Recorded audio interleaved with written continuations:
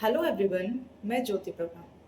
आज जो हम टॉपिक शुरू कर रहे हैं वो हमारा जूलॉजी से रिलेटेड है, जिसका नाम है टैक्सोनॉमी। टैक्सोनॉमी का जो फर्स्ट पार्ट है मैं अभी अपलोड करूंगी, जिसमें हम कुछ साइंटिस्ट और इंट्रोडक्शन ऑफ टैक्सोनॉमी से रिलेटेड चीज़ें होंगी। ओके, तो चलो हम अपना टॉपिक शुरू करते हैं। Aristotle father of biology and father of zoology भी हैं। अरिस्टोटल ही हैं जो फर्स्ट जेन्युइन साइंटिस्ट थे इन हिस्ट्री। दैट मीन कि अरिस्टोटल ने सबसे पहले जो बायोलॉजी के ऊपर स्टेटमेंट दिया था वो जेन्युइन था।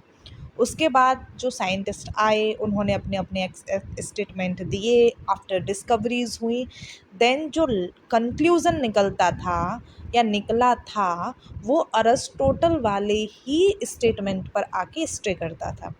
इसीलिए हम इन्हें first genuine scientist in history मानते हैं। सब डिवीज़न किया था इन्होंने प्लांट्स का। मॉर्फोलॉजी के लेवल पर 3 भागों में इन्होंने प्लांट्स को बांटा था। hrubs जो बहुत छोटे छोटे प्लांट्स थे जो ज़मीन पर रहते थे, shrubs जो उनसे ऊंचे प्लांट थे जैसे झाड़ियाँ वगैरह हो गई, एंड ट्रीज़। ट्रीज़ तो आपको पता है जो पेड़ होते हैं, अच्छी खासी लेंथ के होते हैं वो, ठीक है। और एनिमल्स को इन्होंने डिवाइड किया था उनके ब्लड कलर के बेसिस पर। तो इन्होंने क्या किया, इन्होंने 2 भागों में एनिमल्स को बांटा, अनीमिया और एनीमिया। अनीमिया जो रेड ब्लड कलर को नहीं रखते थे और एनीमिया जो रेड ब्लड कलर को रखते थे। ओके, अब आते हैं हम थियोफ्रेटस पर। थियोफ्रेटस का जो जन्म था वो 384 बीसी से 322 बीसी तक माना जाता है। ओके, इनका जो जन्म है वो नेटिव ऑफ ग्रीस कंट्री के पास हुआ था, मतलब ग्रीस कंट्री के पड़ोसी देश में इनका जन्म हुआ था। इनका जो स्टेट था वो इरोस था और सिटी जो थी वो लेस्बोस थी। थियोफ्राइटस जो थे इन्होंने प्लांट्स पर बहुत ज़्यादा काम किया, इसीलिए हम इन्हें फादर ऑफ बॉटनी भी कहते हैं। इन्होंने एक बुक लिखी जिसका नाम है हिस्टोरिया प्लांटेरम। ओके, थियोफ्रेटस ने सब डिवाइड किया था प्लांट्स को उनके ग्रोथ हैबिटाट के बेसिस पर, जिसमें उन्होंने प्लांट्स को 4 भागों में बांटा। श्रब्स वही जो ज़मीन पर रेंगते हैं, श्रब्स जो झाड़ियाँ होती हैं, अंडर श्रब्स जो श्रब्स से तो बड़े होते हैं बट ट्रीज़ से छोटे होते हैं, और ट्रीज़ का लेवल अच्छा खासा होता है, मतलब जो बड़े बड़े होते हैं उन्हें ट्रीज़ में काउंट किया गया। और इन्होंने सब डिवाइड किया था प्लांट को कि ये वर्ष में कितनी बार होते हैं इसके बेसिस पर।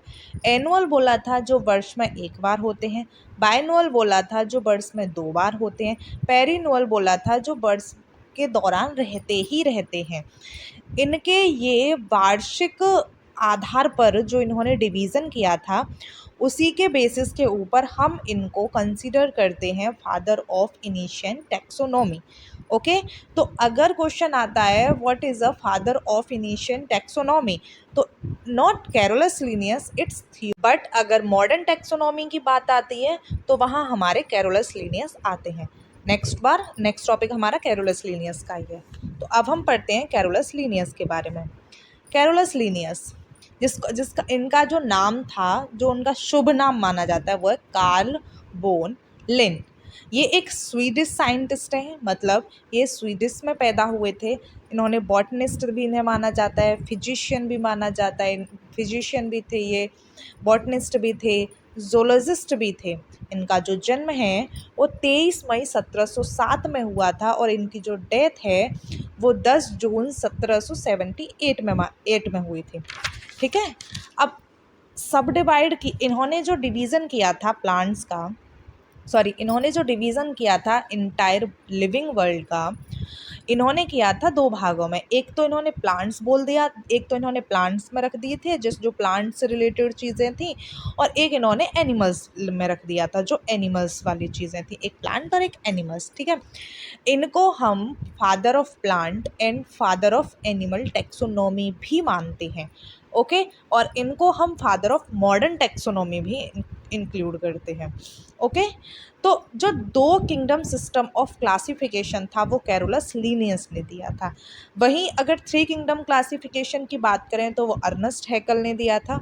4 किंगडम क्लासिफिकेशन की बात करें तो वो कॉपलैंड ने दिया था। 5 किंगडम ऑफ क्लासिफिकेशन की बात करते हैं तो वो RH विटेकर ने दिया था, और 6 किंगडम की क्लासिफिकेशन की बात करते हैं तो वो कार्ल वोस ने दिया था। 6 किंगडम में क्या होता है हमारा कि हमारा जो यूबैक्टीरिया, 6 किंगडम क्लासिफिकेशन में हमारे यूबैक्टीरिया, आर्केबैक्टीरिया, देन बाद वाले जो किंगडम्स हैं वो आते हैं, जो 4 हैं हमारे मोनेरा को छोड़ के, ठीक है। अब इसमें क्या है, जो 3 किंगडम सिस्टम था इसमें इन्होंने प्लांट और एनिमल्स के साथ साथ प्रोटिस्टा वर्ड को इंट्रोड्यूस किया था, दैट मीन प्रोटिस्टा किंगडम को इंट्रोड्यूस किया था अर्नेस्ट हैकल ने। और वहीं जो मोनेरा है वो कॉपलैंड ने इंट्रोड्यूस किया था, 4 किंगडम क्लासिफिकेशन में इंक्लूड होता है। 5 किंगडम क्लासिफिकेशन में RH विटेकर ने फंगी वर्ड को इंट्रोड्यूस किया था, okay, then fungi classification kingdom को इंट्रोड्यूस किया था। और अगर हम वहीं बात करते हैं कैरोलस लिनियस की, तो कैरोलस लिनियस ने अपनी हायर एजुकेशन जो थी वो उपासला यूनिवर्सिटी से उन्होंने की थी। 1730 में इन्होंने बॉटनी के ऊपर लेक्चर अपना लेना शुरू कर दिया था। वहीं इन्होंने अपना जो फर्स्ट बुक ऑफ सिस्टेमा नेचुरी है उसका, सॉरी, फर्स्ट एडिशन ऑफ सिस्टेमा नेचुरी है वो इन्होंने नीदरलैंड में पब्लिश की थी। और उसके बाद ये पब्लिश होने के बाद स्वीडन वापस आ गए थे, और ये अपनी ही यूनिवर्सिटी जो उपासला यूनिवर्सिटी थी उसमें ये professor of medicine and professor of botany के रूप में काम करने लग गए थे, ओके। अब इन्होंने जो टैक्सोनॉमी में जो काम किया था हम उसके बारे में अब नॉर्मल जो मेन टैक्सोनॉमी की पढ़ाई है वो यहाँ से शुरू करते हैं। पीछे हमने साइंटिस्ट का इंट्रोडक्शन दिया था, ओके। तो टैक्सोनॉमी में 2 वर्ड आते हैं, एक टैक्सिस और एक नॉमस। तो taxis that mean arrangement and nomos that means laws. तो जो अरेंजमेंट ऑफ लॉज है उसे हम बोलते हैं टैक्सोनॉमी। तो इसकी अगर डेफिनेशन हम देखते हैं तो डेफिनेशन है, it is a study of principle and procedure of classification, okay.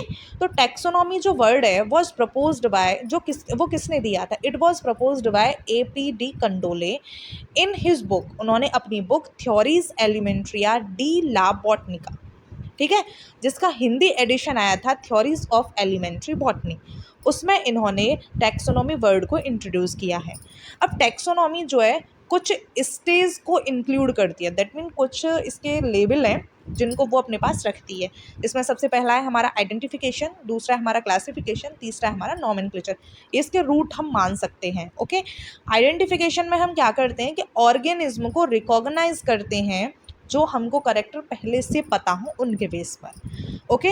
और क्लासिफिकेशन जो होता है उसमें हम ऑर्गेनिज्म को ग्रुपिंग में डिवाइड करते हैं, जो हमको जो ऑब्जर्व करते हैं हम उनके करेक्टर्स को जो हमको पता है उन्हीं के बेसिस पर, ठीक है। और नॉमेनक्लेचर, ऑर्गेनिज्म को हम उनका नाम देते हैं जो इंटरनेशनल स्पेसिफिक रूल है, साइंटिफिक जो रूल है ना उनके बेसिस पर हम ऑर्गेनिज्म को नाम देते हैं, ओके। अब टाइप्स ऑफ टैक्सोनॉमी हम पढ़ते हैं, तो टाइप्स ऑफ टैक्सोनॉमी हम नेक्स्ट क्लास में पढ़ेंगे ठीक है। ये हमारा टॉपिक कंप्लीट हो चुका है, और अगर इससे रिलेटेड कोई क्वेरी हो या फिर कोई सजेशन देना हो तो आप कमेंट कर सकते हैं मुझे। Thank you so much. Radhe Radhe.